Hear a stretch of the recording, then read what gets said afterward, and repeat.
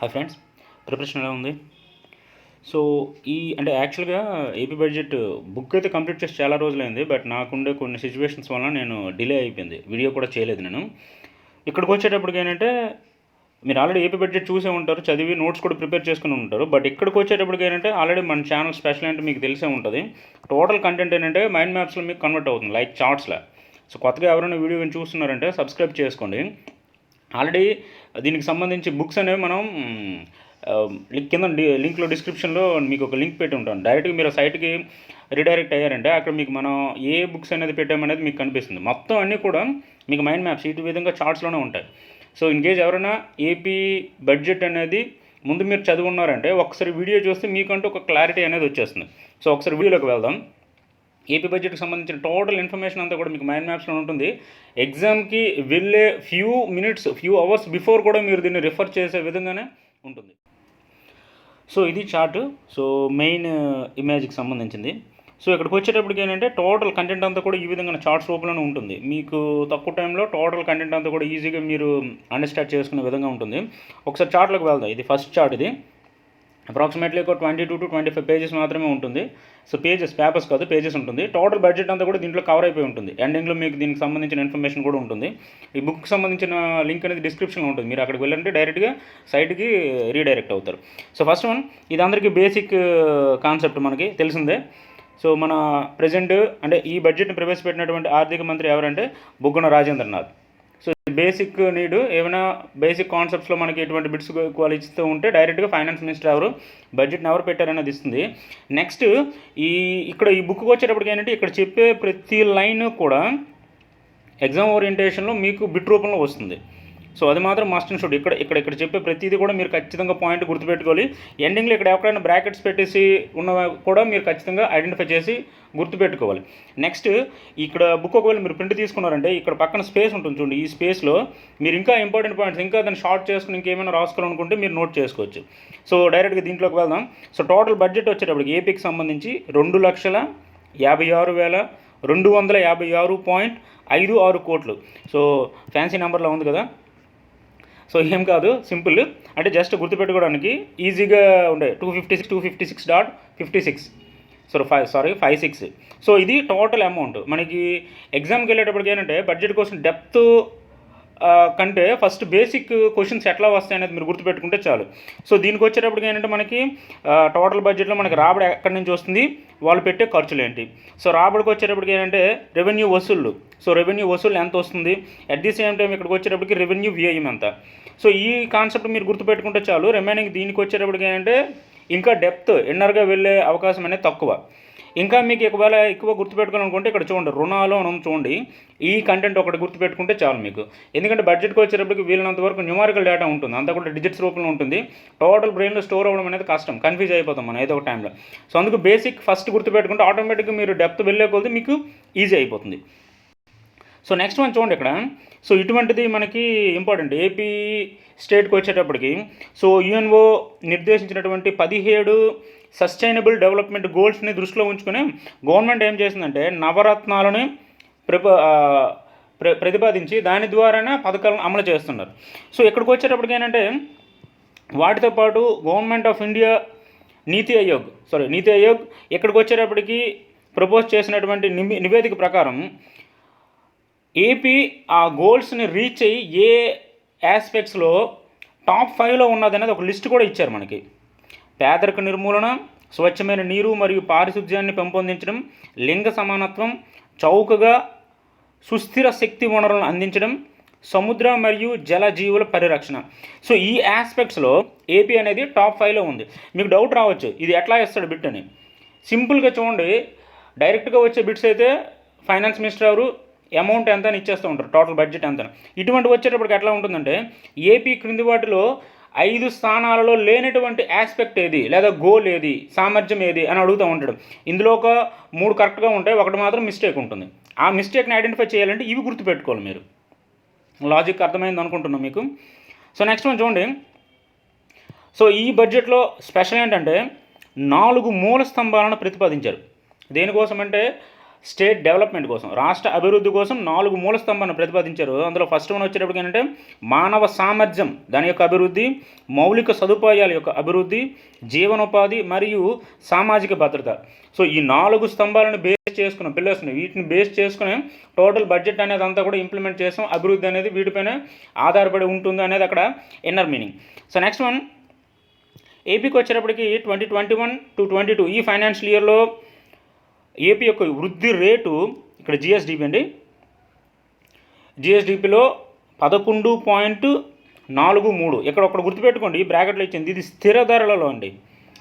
ప్రస్తుత ధరల్లో అనేది ఇక్కడ నేను చెప్పలేదు, స్థిర ధరల్లో. ఎందుకంటే ప్రస్తుత ధరలకి స్థిర ధరలకి మీకు డిఫరెన్స్ ఉంటుంది. ఎకానమీ జస్ట్ టచ్ ఉంటే దీనికి అర్థమవుతుంది. ప్రజెంట్ ఎట్లా ఉంది అంటే కరెంట్ సిచ్యువేషన్లో ఎట్లా ఉంది, బేసిక్ దీని ప్రకారం ఎట్లా ఉందన్నది కూడా అక్కడ చెప్తారు. బట్ మనకి ఎక్కువగా ఎగ్జామ్లో అడిగేది ఏంటంటే స్థిర ధరలు అడుగుతారు. బడ్జెట్లో మెన్షన్ చేయడం కూడా అదే మెన్షన్ చేశారు, అందుకే ఆ పాయింట్ ఇక్కడ యాడ్ చేయడం అయింది. సో నెక్స్ట్ వన్, ఏపీ యొక్క తలసరి ఆదాయం 2021-22లో ఏపీ యొక్క తలసరి ఆదాయం 2,07,717 రూపాయలు. సో ఇక్కడికి వచ్చేటప్పటికి చూడండి ఎంత పెరిగింది, లాస్ట్ టైం ఎంత ఉన్నది అనేది కూడా ఇక్కడ ఇవ్వడం జరిగింది. సో ఇక్కడ 31,010 రూపాయలు అనేది పెరిగింది. ఇది లాస్ట్ ఫైనాన్షియల్ ఇయర్లో, అంటే అంతకుముందు ఉన్నటువంటి దానిలో తలసరి ఆదాయం. నెక్స్ట్ వన్ చూడండి, ఇక్కడ స్థిర రంగాల వారీగా వృద్ధి. మనకి తెలుసు వ్యవసాయ, పారిశ్రామిక, సేవా రంగాలు. దీనిలో ఆంధ్రప్రదేశ్కి వచ్చేటప్పటికి వృద్ధి అట్లా ఉంది. వ్యవసాయానికి వచ్చేటప్పటికి అంటే 11.27, పారిశ్రామిక రంగానికి వచ్చేటప్పటికి 12.78, సేవా రంగాలకు వచ్చేటప్పటికి 9.73% ఉంది. చూడండి, ఇది యాక్చువల్గా టోటల్ కాన్సెప్ట్కి వచ్చేటప్పటికి ఏంటంటే ఇది ఫస్ట్ చార్ట్లోనే మీకు మోర్ దెన్ బిట్స్ కవర్ అయిపోతాయండి. మ్యాక్సిమం ఫస్ట్ చార్ట్లోనే మీకు మ్యాక్సిమం బిట్స్ అన్నీ కూడా ఉంటాయి. ఎందుకంటే ఇవన్నీ కూడా డైరెక్ట్గా వచ్చాయి. నీతి ఆయోగ్ రిపోర్ట్ను బేస్ చేసుకున్న ఏపీ ప్లేస్, నెక్స్ట్ అభివృద్ధి కోసం, రాష్ట్ర అభివృద్ధి కోసం ప్రతిపాదించినటువంటి మూల స్తంభాలు, స్థిర ధరలలో వృద్ధి రేటు, తలసరి ఆదాయం, వివిధ రంగాలు అంటే మనకున్నటువంటి 3 రంగాలలో వీడి యొక్క వృద్ధి. సో ఇవన్నీ కూడా మనకి ఫస్ట్ చార్ట్లో ఉంటుంది. మ్యాక్సిమం బిట్స్ అన్ని కవర్ అయిపోతాయండి. నెక్స్ట్ చార్ట్ ఏంటున్నది అనేది జస్ట్ బ్రీఫ్గా నేను ఒకసారి ఇన్ఫర్మేషన్ మీకు ఇస్తే చూద్దాం మనం ఒకసారి. సో నెక్స్ట్ చార్ట్ ఇది. ఇందాక మనం చెప్పాం కదా, అభివృద్ధికి వచ్చేటప్పటికి 4 మూల స్తంభాలను ప్రతిపాదించారని. ఫస్ట్ చార్ట్కి వచ్చేటప్పటికి ఏంటంటే డైరెక్ట్ బిట్స్. సెకండ్ దానికి వచ్చేటప్పుడు కూడా ఇది కూడా డైరెక్టే, బట్ ఏంటంటే కొంచెం డెప్త్ ఉంటుంది. అంటే ఆంధ్రప్రదేశ్కి వచ్చేటప్పటికి ఇందాక ఏం చెప్పాం మనం, టాప్ 5 ప్లేసెస్లో ఉన్నటువంటి కొన్ని ఆస్పెక్ట్స్ని మనం ఐడెంటిఫై చేసి పెట్టాం. సో ఆ ఆస్పెక్ట్స్ ఏంటి అనేది ఈ షార్ట్లో ఉంటుంది. సో ఫస్ట్ వన్ చూడండి, మానవ సామర్థ్యం మరియు వారి యొక్క అభివృద్ధి. సో ఇక్కడికి వచ్చేటప్పటికి చూడండి, అసలు దీనిలో ఏ ఆస్పెక్ట్స్ వస్తూ ఉంటాయంటే పేదరికం, ఆకలి నిర్మూలన, మంచి ఆరోగ్యం మరియు శ్రేయస్సు సాధన, నాణ్యమైనటువంటి విద్య, లింగ సమానత్వం అనే ఎస్డి అంటే సస్టైనబుల్ డెవలప్మెంట్ గోల్స్ను మొదటి అభివృద్ధి మూల స్తంభంగా పెట్టుకున్నారు. సో దీనికోసం ప్రభుత్వం ప్రతిపాదించినటువంటివి, అమలు చేస్తున్నటువంటి పథకాలు ఇవి. లిస్ట్ అనేది ఇక్కడ ఉంది. నాడు నేడు, జగనన్న అమ్మఒడి, గోరుముద్ద, విద్యా కానుక. అంటే ఇవన్నీ కూడా ఈ పిల్లర్ని అభివృద్ధి చేయడానికి, అంటే రాష్ట్రం అభివృద్ధి చేయడానికి ఫస్ట్ పిల్లర్లో వీలు పెట్టుకున్నటువంటి టార్గెట్స్. దీనిలో సో ఇక్కడ చూడండి, నీతి ఆయోగ్కి సంబంధించినటువంటి నివేదిక ఏంటి, ఆల్రెడీ ఇందాక మనం చూసాం. సో ఈ టార్గెట్స్లో ఏపీ యొక్క స్థానం పేదరికం యొక్క తగ్గింపులో ఏపీ యొక్క స్థానం అనేది 5వ స్థానంలో ఉంది. ఇవే మనకి మోస్ట్ ఇంపార్టెంట్ టాపిక్ సబ్జెక్ట్స్ ఇవి. అంటే రీజన్ ఏంటంటే దేశం మొత్తం మీద ఒక రాష్ట్రం యొక్క అభివృద్ధి ప్రక్రియ ఎట్లా ఉందనేది ప్రభుత్వం లేదా ప్రభుత్వానికి సంబంధించిన సంస్థలు ఇచ్చే నివేదికలు, దాని యొక్క ర్యాంకు దీనిపైన డిపెండ్ అయి ఉంటుంది. వాళ్ళు డెవలప్మెంట్ యాక్టివిటీస్ కరెక్ట్గా ఉన్నాయా లేదనేది. సో ఇక్కడికి వచ్చేటప్పటికి ఫస్ట్ గోల్కి వచ్చేటప్పటికి ఎట్లా ఉందంటే, అంటే ఫస్ట్ పిల్లర్కి వచ్చేటప్పటికి పేదరికం తగ్గించడంలో ఏపీ అనేది 5వ స్థానంలో ఉంది. ఇవి త్రూఅవుట్ ఇండియాలోనే ఒక ప్రెస్టేజియస్ ర్యాంక్. సో ఇటువంటి ఆస్పెక్ట్స్ ఉండేటప్పుడు మాత్రం మనం ఖచ్చితంగా గుర్తుపెట్టుకుని తీరాలి. ఎందుకంటే నెక్స్ట్ వచ్చేటప్పటికి దీన్ని వాళ్ళు ఇంకా మెరుగు చేసుకుంటూ టాప్ 4, టాప్ 3, టాప్ 2 కూడా వెళ్ళే అవకాశం ఉంటుంది. కాబట్టి ఖచ్చితంగా ఈ ర్యాంక్స్ మనం గుర్తుపెట్టుకోవాలి. నెక్స్ట్ మనం చూడండి, శిశు మరియు కౌమార దశలలో పిల్లల యొక్క మరణాలు 2% కంటే తక్కువగా ఉన్నాయి. నెక్స్ట్ బాలింతల యొక్క ఆరోగ్య సంరక్షణలో 5వ స్థానంలో ఉంది. ఇక్కడ చూడండి, ఇక్కడ కూడా మళ్ళీ ర్యాంక్ వచ్చింది. నెక్స్ట్ పాఠశాల హాజరు శాతం 98% కంటే ఎక్కువగా ఉంది. స్థూల నమోదు నిష్పత్తి వచ్చేటప్పటికి ఏంటంటే ఇది మనకు ఒకవేళ ఇచ్చారంటే డైరెక్ట్గా ఇస్తారు.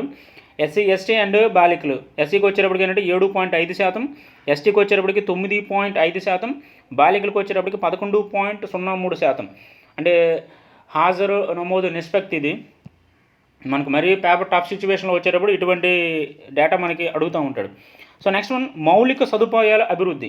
సో మౌలిక సదుపాయాల అభివృద్ధి రెండవ పిల్లర్కి వచ్చేటప్పటికి దీంట్లో ఉన్నటువంటి అంశాలు స్వచ్ఛమైన నీరు, పారిశుధ్యాన్ని, సరసమైన మరియు స్వచ్ఛమైన ఎనర్జీని అందించడం, అందుబాటులో ఉంచడం, స్థిరమైన నగరాలు మరియు సంఘాలను ప్రోత్సహించడం, మౌలిక సదుపాయాల ఏర్పాటు.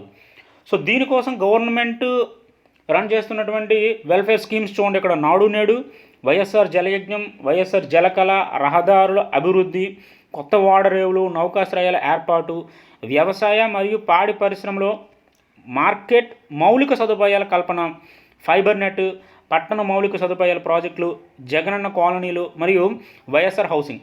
ఇవన్నీ కూడా సెకండ్ పిల్లర్కి వచ్చేటప్పటికి మౌలిక సదుపాయాల అభివృద్ధికి సంబంధించినటువంటి.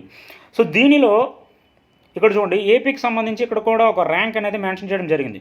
సో నీతి ఆయోగ్ యొక్క 2021 బహుళ పేదరిక నివేదిక ప్రకారం ఏంటంటే గృహ సౌకర్యాలు కలిగిన జనాభా శాతం, ఆ శాతంలో ఏపీ అనేది 3వ స్థానంలో ఉంది.